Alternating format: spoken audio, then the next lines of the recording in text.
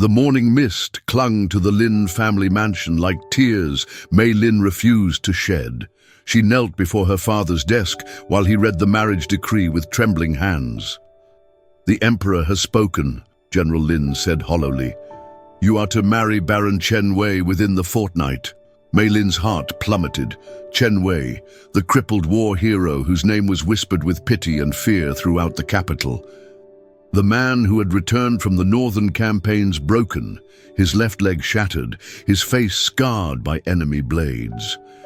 "Father, surely there must be another way," she pleaded. General Lin's shoulders sagged. Once the Emperor's most trusted advisor, a single strategic misjudgment had cost them everything. Fortune, standing, future. Only this alliance could save them from complete ruin. "Chen Wei may be wounded, but he is still favored by the Emperor," her father said, avoiding her eyes. "His family's wealth will protect us." Mei Lin understood the unspoken truth. No other noble family would want her now, tainted by her father's disgrace.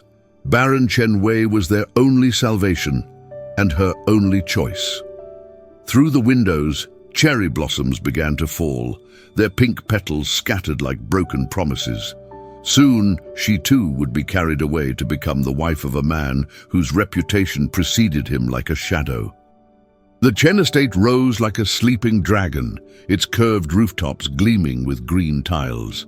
As Mei Lin's wedding palanquin approached, servants lined the courtyard in perfect formation, led by elderly Mrs. Wu, the head housekeeper. "Welcome, young mistress," Mrs. Wu said with a respectful bow. "The master awaits you in the Moon Pavilion."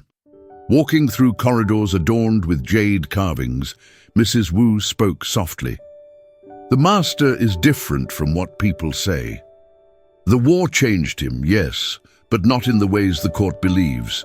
His scars are on the outside, where they can heal. Many others carry their wounds within, where they fester."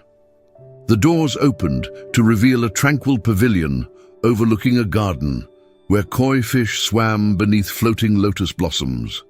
A man sat watching the fish with deep contemplation. When he turned, Mei Lin's breath caught. Yes, there were scars, a thin line across his cheek, another disappearing beneath his collar. But his eyes were the most beautiful she had ever seen, dark as mountain lakes, holding depths of sorrow and unexpected gentleness. "Lady Mei Lin," he said, his voice soft as rustling silk, "welcome to your new home." The wedding ceremony passed like a red and gold dream. When Chen Wei lifted the veil from her face, their eyes met, and she saw something flicker, surprise, perhaps wonder, quickly masked by careful neutrality. "You are more beautiful than I expected," he said quietly. "I hope I will not disappoint you too greatly." The vulnerability in his voice surprised her. That night, he knocked softly on the bridal chamber door, entering only when invited. "I know this marriage was not your choice," he said, settling into a chair, "nor entirely mine. But we are bound now, and I would have us be, if not happy, then at least not miserable. What do you propose, my lord? That we be honest with each other, that we try to find companionship in our situation, and that we take time to know one another before we—" He gestured toward the ornate bed, "fulfill all expectations." Relief flooded through her. "You would be content with such an arrangement?" He smiled then, the first genuine expression she had seen, transforming his scarred features. "I would be grateful for it, Lady Mei Lin, more grateful than you know." 3 weeks into marriage, Mei Lin maintained careful distance while fulfilling her duties. But Chen Wei proved impossible to avoid. Reading poetry beneath the oak tree, practicing calligraphy in morning light, or sitting by the koi pond in contemplation. "You're watching me," he said one afternoon, without looking up from feeding the fish. Caught observing from behind a pillar, she felt heat rise to her cheeks. "I was ensuring you had everything you required. And do I?" His dark eyes held amusement rather than accusation. The question hung between them, layered with meanings she wasn't ready to explore. He began to rise, the process clearly painful. Without thinking, Mei Lin stepped forward to offer her arm for support. He accepted with surprise. "You don't have to pretend I'm not injured," he said as they walked. "I know what I am, what I've become." "What have you become?" "Broken, I suppose. Different from before the war, less whole." Mei Lin thought of her own brokenness, her family's disgrace, her lost future. Perhaps we're all broken in some way. The question is whether the pieces can be put together into something new. The nightmare always began the same way, hoofbeats thundering across frozen ground, clashing steel, screams of dying men. Chen Wei woke gasping, his body drenched in sweat despite the cool night air. Through thin walls he heard movement, soft footsteps, rustling silk. "My lord?" Mei Lin's voice came through the connecting door. "Is everything well?" "It's nothing. Please return to your rest." But she appeared anyway, ethereal in white sleeping robes, her hair loose around her shoulders. "You were calling out in your sleep. It sounded like pain." "Old wounds," he said curtly, hoping she would leave. But Mei Lin had spent weeks learning his moods. "The war?" she asked, settling on his bed's edge with surprising boldness. Chen Wei had never spoken of those days to anyone, but something in her expression, not pity, but understanding, made him speak. 3 years fighting barbarian tribes beyond the Great Wall. We lost so many good men, friends, brothers, and I came home with a limp and scars, called a hero for surviving what they could not. Mei Lin reached out tentatively, her fingers barely touching his hand. Survival is not betrayal. Living when others cannot is not a crime to bear guilt over. For the first time since the war ended, something inside Chen Wei's chest began to crack, not break, but open, like ice beginning to thaw. Spring deepened into summer, bringing subtle changes. Mei Lin found herself joining Chen Wei in the garden each morning, where he fed the koi. They spoke little, but the silence grew comfortable. "They recognize you," Chen Wei observed, as fish swam eagerly toward Mei Lin. "Look how they gather when you approach." "Perhaps they simply know I carry food," she replied, smiling as she watched the graceful creatures. "Though I've grown fond of them, this one especially." She pointed to a large golden koi. "That's Emperor," Chen Wei said with amusement. "He's been master of this pond for 7 years, greedy and vain, but magnificent." "Emperor? You named him after—" Mei Lin glanced around nervously. "My father's humor. He said every household needs its own emperor, and better a fish than a man for the role." The casual irreverence surprised genuine laughter from Mei Lin, the first Chen Wei had heard since their wedding. The sound transformed her face, revealing the spirited young woman beneath careful composure. "Your father sounds wise. He would have liked you, I think." The words slipped out before he could stop them. "Tell me about him," she said. And so, as morning sun climbed higher and lotus blossoms opened, Chen Wei found himself sharing memories he had kept locked away. Stories of his father's wisdom, his mother's love, the brother lost to fever. With each shared memory, the walls between them grew lower. The Mid-Autumn Festival brought the estate alive with celebration. Lanterns hung from every eave, their glow reflecting off curved rooftops like fallen stars. Chen Wei sat alone on the pavilion terrace, gazing at the full moon. "The moon is beautiful tonight," Mei Lin's voice came softly from behind him. She approached with tea and mooncakes, her robes flowing like liquid silver. She had taken care with her appearance, hair arranged with silver pins, makeup subtle but perfect. "You don't have to serve me personally," he said, though he didn't refuse as she poured tea. "I wanted to. It's a night for family to be together, is it not?" The word family hung between them, fragile and precious. They were married by law, but Chen Wei had hardly dared hope they might become more than strangers sharing a name. "This is my home now," she said simply, settling beside him.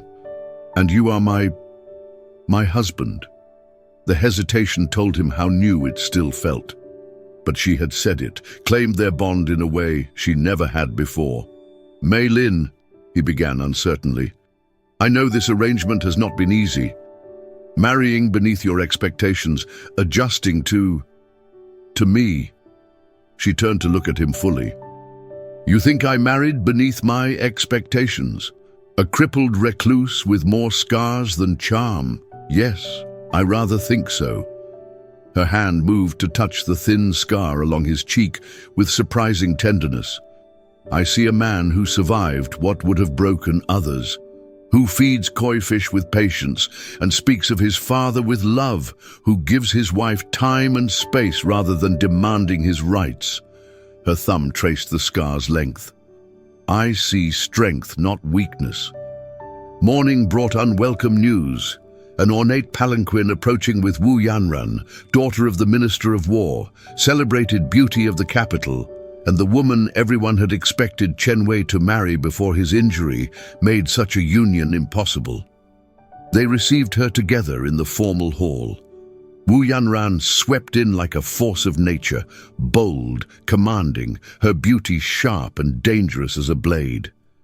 "Wei," she said, using his personal name with familiar ease, "how wonderful to see you looking so recovered." Her eyes flicked dismissively over Mei Lin. "And this must be your bride. How fortunate for her to find such advantageous placement after her family's circumstances." The insult was delivered with a smile, wrapped in silk but sharp as steel. "Lady Wu," Chen Wei said coolly, "to what do we owe this unexpected pleasure? Must there be a reason for old friends to visit? I've missed our conversations, our connection." "That was long ago," Chen Wei replied evenly. Before my marriage, before my wife became the center of my life and affections." The declaration hit Mei Lin like a shock of joy. He had claimed her publicly, definitively, speaking of affection he had never voiced in private. Wu Yanran's mask slipped, revealing fury beneath composure. "How romantic! I do hope such affection proves lasting." The threat was unmistakable. They had made an enemy today, one with power and influence far beyond their own. After Wu Yanran's departure, Mei Lin retreated to her chambers, her mind churning with questions about Chen Wei's past relationship with the beautiful woman. Chen Wei knocked softly. "May I come in? I wanted to explain about Lady Wu." "There's nothing to explain," Mei Lin said quickly. "Your past relationships are your own affair." "Are they? Even when they affect my present? My future?" He settled into a chair facing her. "Yanran and I were close once, before the war. Our families assumed we would marry, and I was content with the arrangement. She was everything a man of my station should desire." Each word felt like a small blade between Mei Lin's ribs. "But when I returned damaged, scarred," her feelings changed quickly enough. She made it clear that a crippled husband was not part of her ambitions. His voice carried old pain. "She sees my marriage to you as temporary." "Temporary?" "She believes if she can cause enough discord between us, prove our marriage is merely political convenience, then I might set you aside and take her as concubine instead."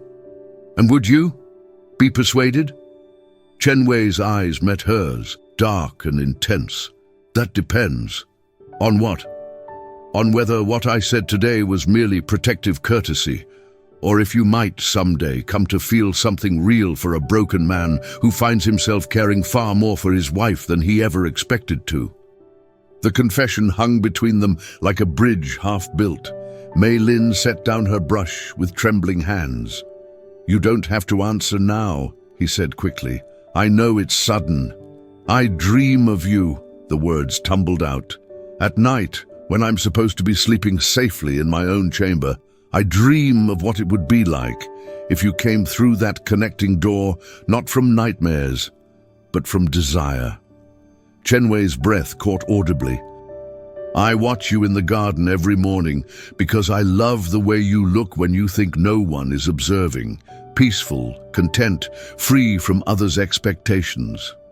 I've memorized the sound of your voice when you tell me about your father. I know you read poetry by moonlight and that you're gentler with servants than any lord I've known. She moved toward him with newfound courage. What I feel isn't born of duty or gratitude. It's deeper, more dangerous. It's the kind of feeling that could destroy a carefully arranged marriage if both people aren't brave enough to let it grow.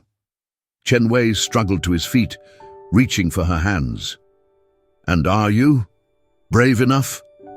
Instead of answering with words, Mei Lin stepped close enough to feel his breath against her forehead.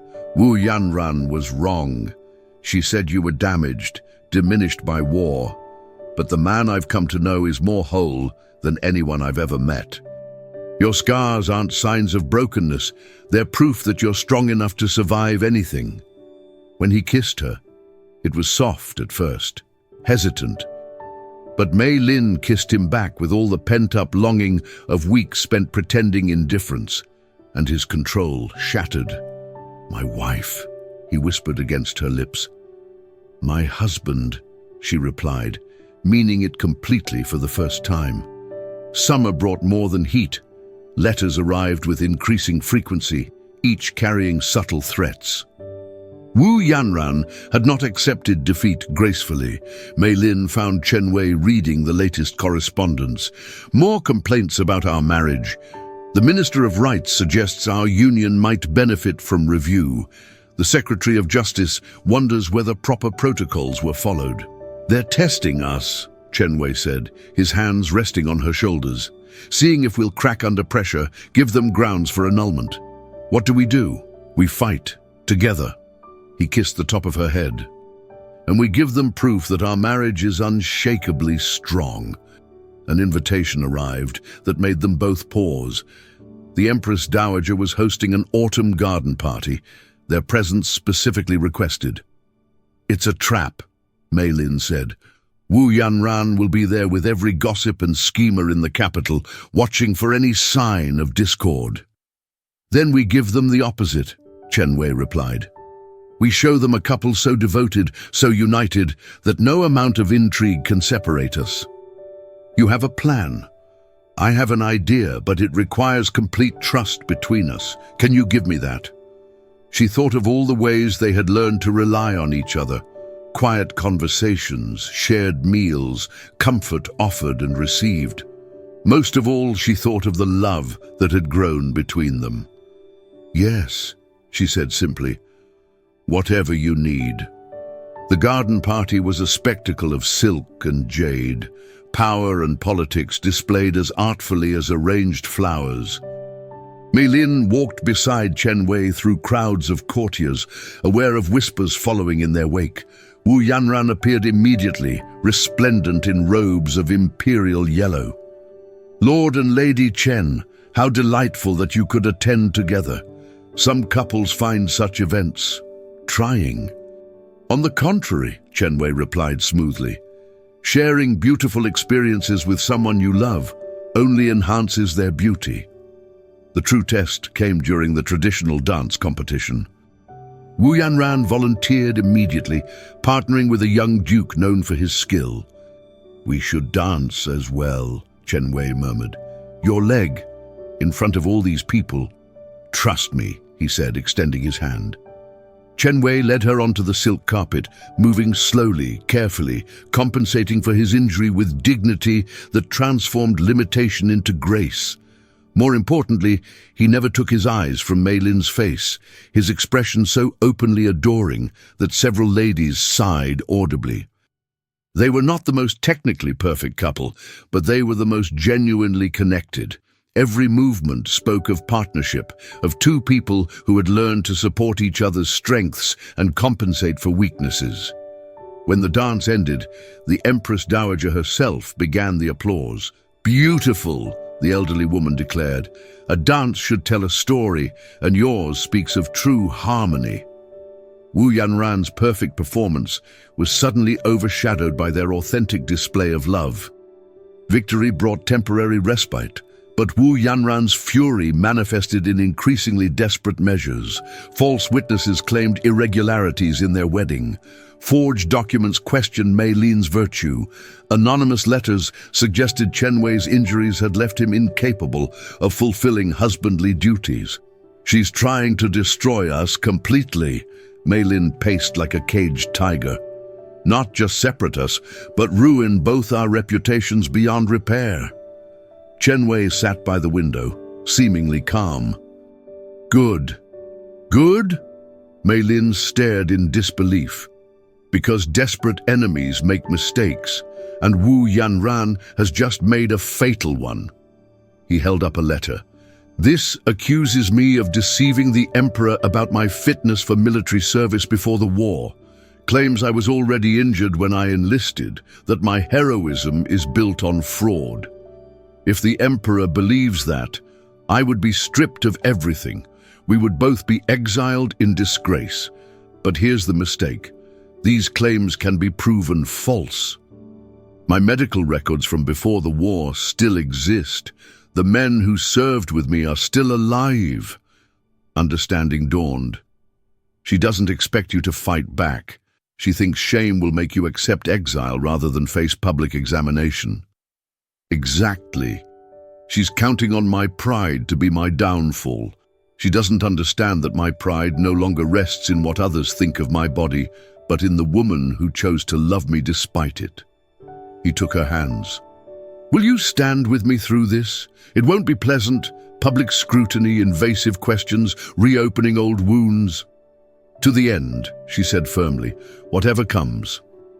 The imperial court had not seen such drama in decades. The great hall buzzed as nobles gathered for what amounted to a public trial of Baron Chen Wei's honor and marriage. The emperor presided as Wu Yanran's accusations were read: fraud, deception, manipulation of imperial favor through false heroism. Chen Wei stood to answer, his back straight despite his walking stick, Mei Lin beside him. "Your Imperial Majesty, I do not deny that I am wounded, but I deny completely that these injuries existed before my service to the Empire." Evidence mounted. Pre-war medical examinations, training records, letters from commanding officers detailing the battle where he was wounded. As testimony proceeded, Wu Yanran's confidence wavered. General Lin testified to his daughter's genuine happiness. Mrs. Wu spoke of the love she had witnessed growing between the couple, but the most powerful testimony came from Mei Lin herself. "Your Majesty, I was indeed reluctant to marry Baron Chen Wei, not because of his injuries, but because I feared marriage to any stranger. What I discovered was not a broken man seeking pity, but a whole man offering partnership. His scars are marks of service. His limp is the price he paid for loyalty. His gentleness is strength, not weakness." She looked at her husband, love shining in her expression. "Lady Wu speaks of deception, but the only deception is believing a man's worth lies in physical perfection rather than nobility of heart. My husband's heart is pure gold, and I am honored to be his wife." The emperor was silent for long moments. Finally, "Baron Chen Wei's honor is not only intact, but enhanced by his courage in both war and peace. As for his marriage, rarely have we seen such evident devotion." He fixed Wu Yanran with a stern gaze. "False accusations against a decorated veteran are serious crimes. You will retire from court immediately." As they walked home together, Chen Wei and Mei Lin found themselves surrounded by well-wishers. But their attention was only for each other. "It's over," Chen Wei said quietly.